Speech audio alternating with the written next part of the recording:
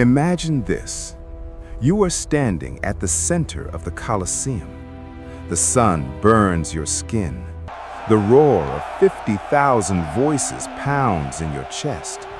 Across the sand, a man steps forward. His gladius gleams in the light, and he is coming for your head.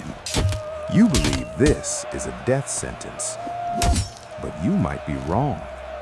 Hollywood taught us that being a gladiator meant certain death sooner or later.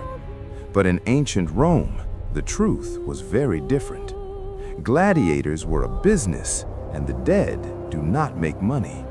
Welcome to Ancient Echoes. Today, we uncover the truth behind the blood, the spectacle, and the business of the gladiators.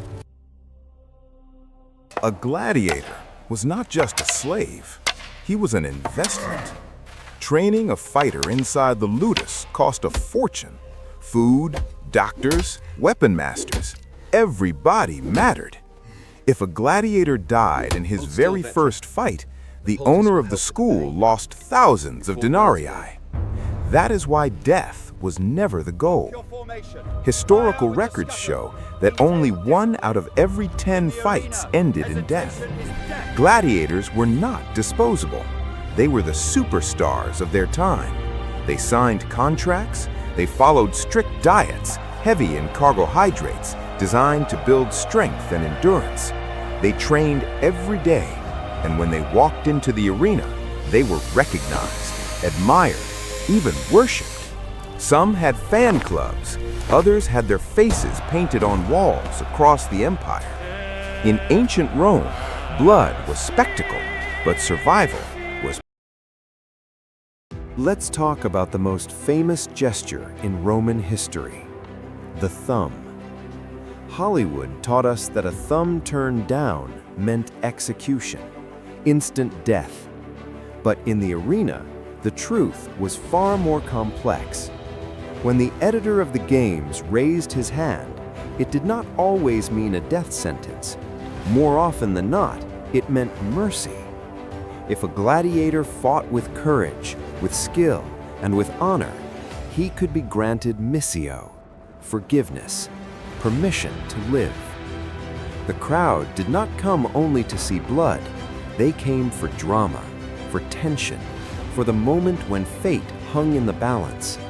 A meaningless slaughter bored the audience, but a warrior who proved his worth earned their respect. In the Roman arena, survival was not weakness, it was part of the spectacle. So why do we still believe the myth? Why do we imagine the Colosseum as nothing more than a factory of death? Because legends are more exciting than accounting. Blood is dramatic. Numbers are not. But the truth is far more interesting. These men were not disposable victims. They were professional warriors, trapped inside a system carefully designed to keep them alive. Not forever, but long enough to fight again, to entertain again, to make money again. In ancient Rome, survival was not mercy, it was strategy. And the arena was not chaos, it was control. Controlled violence, controlled survival. And behind every roar of the crowd, there was a calculation, a cost, a profit, a business. If you are as passionate about Roman history as we are, subscribe to Ancient Echoes. In our next episode, we uncover what a gladiator actually ate in a day. You may be surprised to learn they were almost vegetarian. Until then, we'll see you in the arena.